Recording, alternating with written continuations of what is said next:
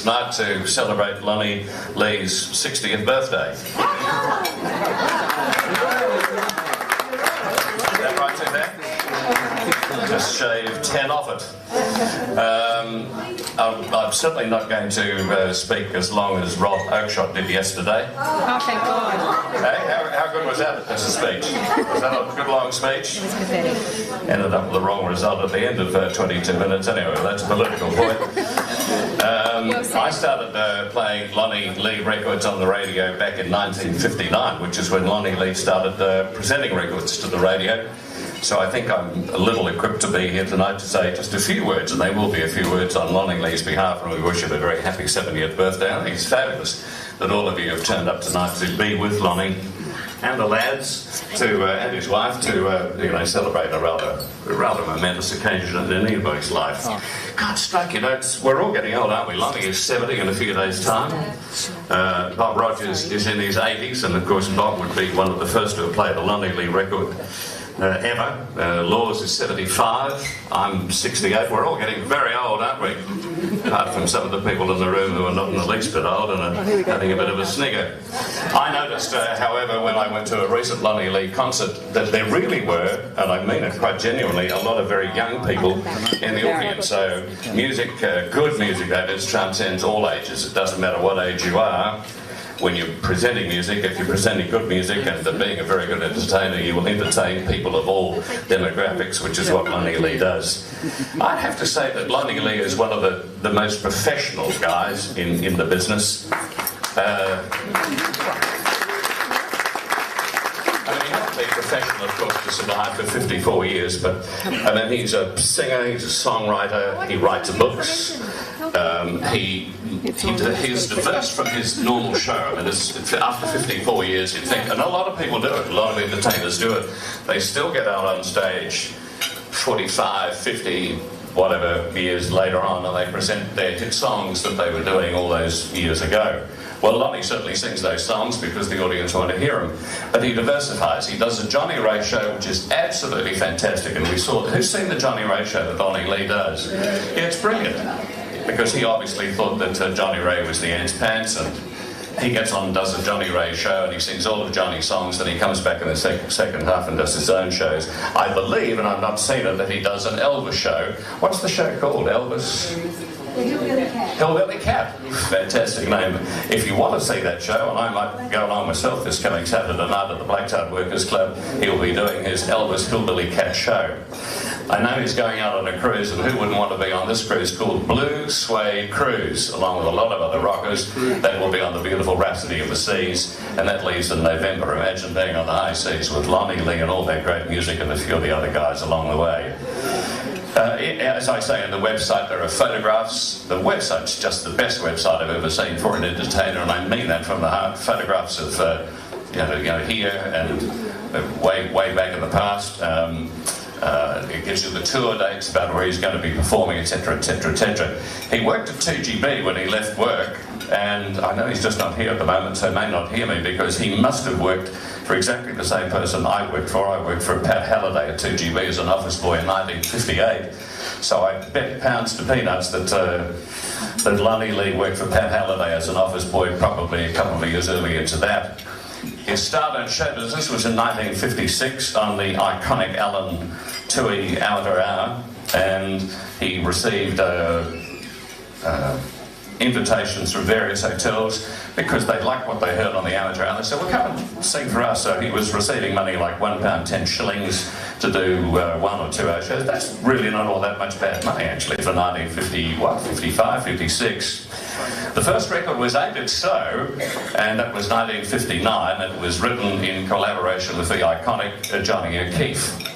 Lonnie Lee had 8 national #1 hit records. There was Starlight, Star Bright, there was Yes Indeed I Do, there was Defenseless, and my absolute favourite, I don't know whether you agree or not one of the biggest hit records for Lonnie. It was a #1, however, When the Bells Stop Ringing. I think it's just what a good song is that, and I can't wait to play it every time I get an opportunity on the radio.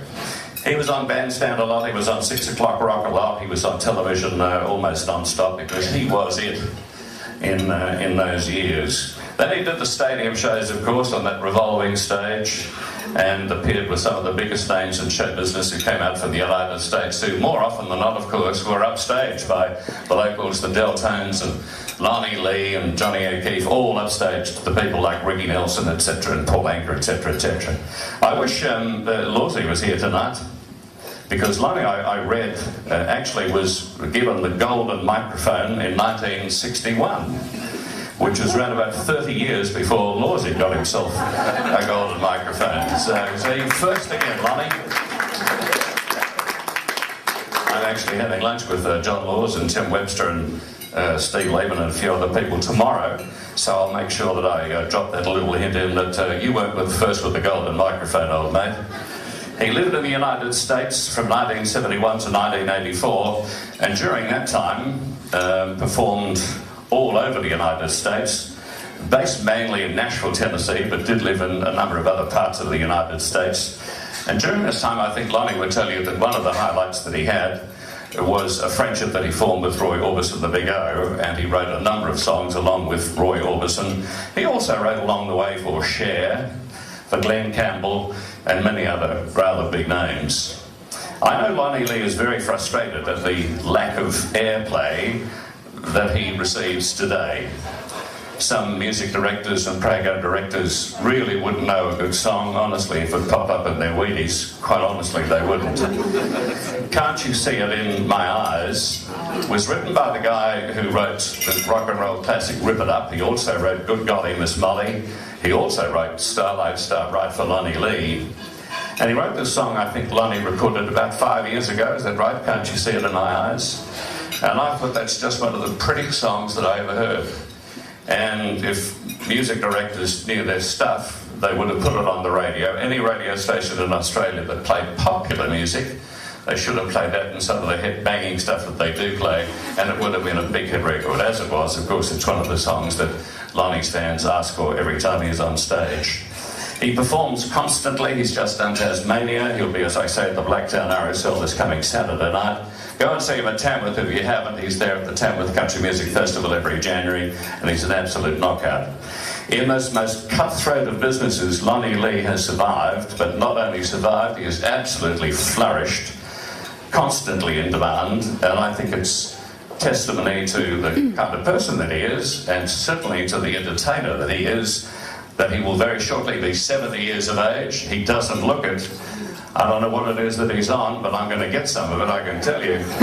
70 years of age, 54 years continuously in the entertainment industry, and there are not too many people who can say that for sure. So let's have a round of applause for the man, Lonnie Lee.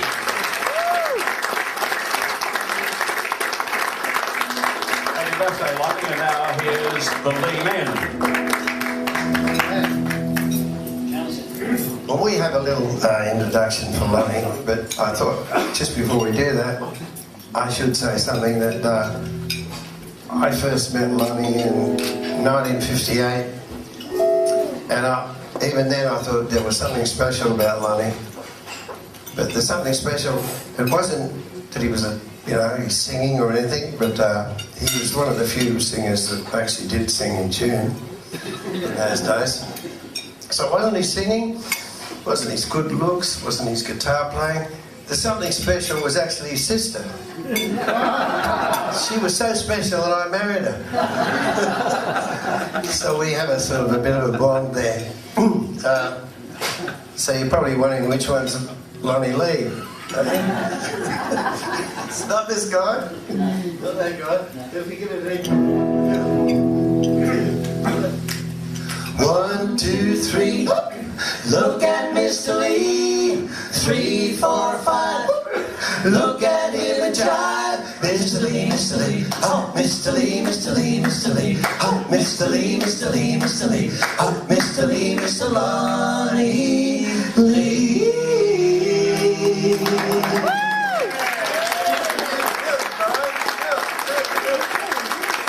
And now, ladies and gentlemen, the man you've all been waiting for, Mr. Lonnie Lee.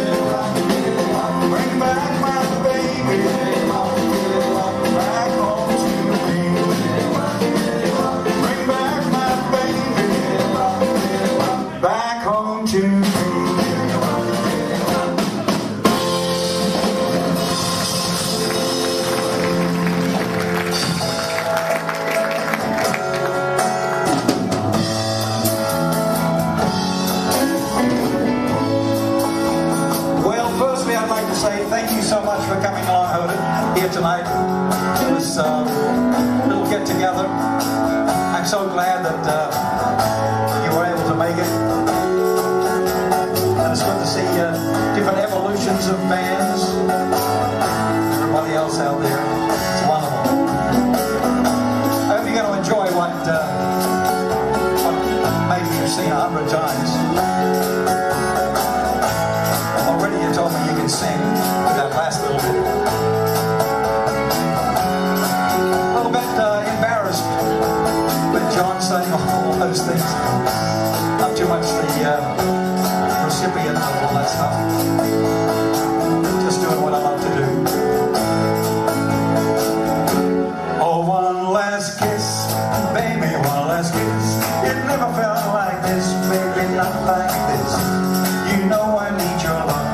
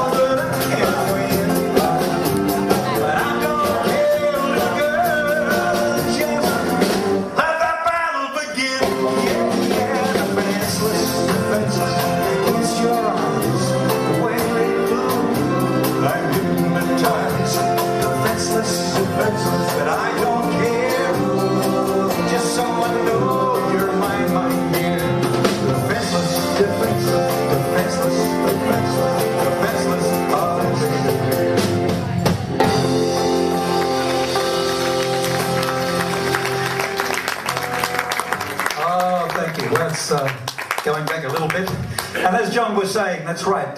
John Mariscalco, who wrote Starlight Starbright, Ready Teddy, Rip It Up, The Golly Miss Molly, You Send Me, and a whole bunch of other good old rock and roll songs. We're still in communication with him, and just recently we were in Los Angeles and went to see him, and I was really quite frivolous by saying, you know, I guess there's you don't have any songs that nobody's recorded, thinking, of course, you know, all the songs will be taken unless they were rotten. And he said, yeah, I got 3 songs, so I'm thinking, well, maybe they are rotten. So you know, I said, okay, I'd like to play them. And he's not a man of the IT age. He's still with the old cassettes and all that sort of stuff. So he played his cassette to me, and I heard the first song, and I thought, oh, far out. And I said, this hasn't been recorded before? And he said, no. I said, oh, wow, okay. Then he played the other 2, and they were tremendous as well. But I said, do you mind if I record? He said, no, that's what it's for. And so I went to Nashville, and with some tremendous musicians, Bob Babbitt from the Funk Brothers, who did all the Motown stuff, and Ed Green, who was with Santana for 26 years and played on just so many records around the place. Bird from the Alabama rhythm section. So there's, I mean, just incredible musos that were on there. And anyway, I came back here, and with Tony Berkes, my guitar player, then he came back and we put some little funky little things on the thing, released it, and fortunately I got play on 2CH, beautiful 2CH, who looks after us, and 2GB, 3MP I think it was, and 4BH, but most of the stations, that's right, Mix and, you know, all those state WS, whatever. Unless you're 28 and beautiful, they're not interested. I miss out on both of those counts, of course, and a few others. So I didn't get any play, which is a shame. But it's a beautiful song, and here it's called Can't You See It in My Eyes?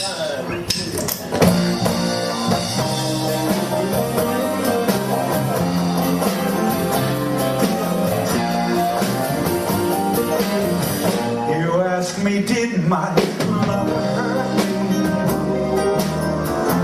Can't you tell by the tears in my eyes? Can't you hear in the way that my voice shakes?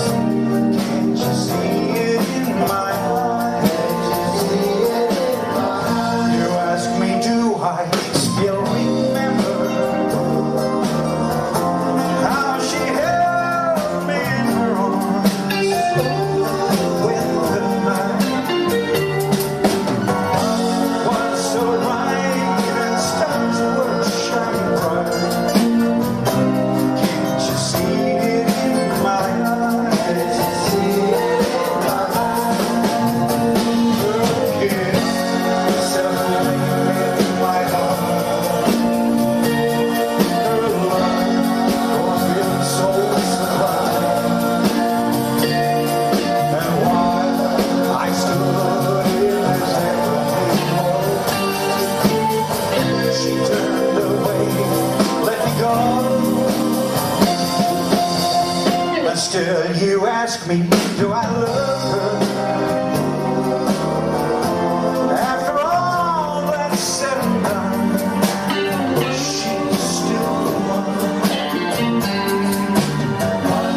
Can't you hear it in the way that my voice shakes? Can't you see it in my eyes?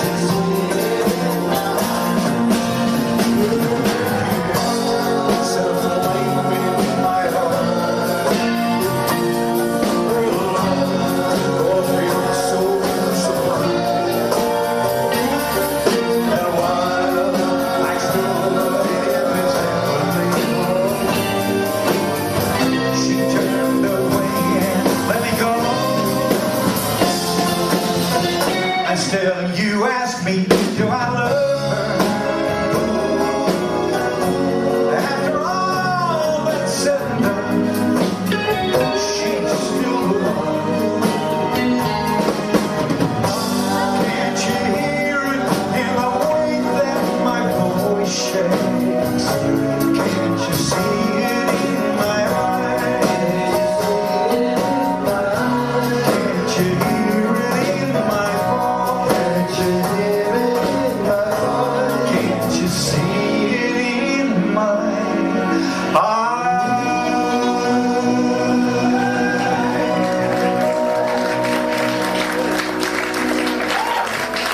Thank you. Pretty song, isn't it? In 2006, I was reminded that it was 50 years since I got on this side of the microphone, and an associate suggested that maybe I should make a CD of all the songs that I used to sing at the time. And of course, I put out so many CDs that I really didn't particularly want to just do a whole bunch of covers like that. So I thought about it for a while, and I thought, well, maybe I can see if I can sit down and write a bunch of little rockabilly type songs, raw country rockabilly stuff. So I did. I sat down. Unfortunately, I was able to write a few. They're all story songs. The album's called North West Mail, which is a train that I used to catch from boarding school back to the country, and it's a story in that. But another one of the story songs is this, and it's appropriately called "It Takes Me Back." 1, 2, 3, 4, 1.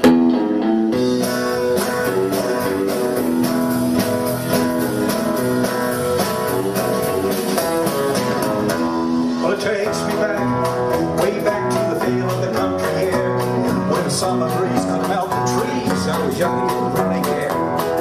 Hotter than hell, we thought we could tell when rain was gonna come. The wind was rare, we'd sit right there, waiting for the creeks to run. No, the creeks don't run.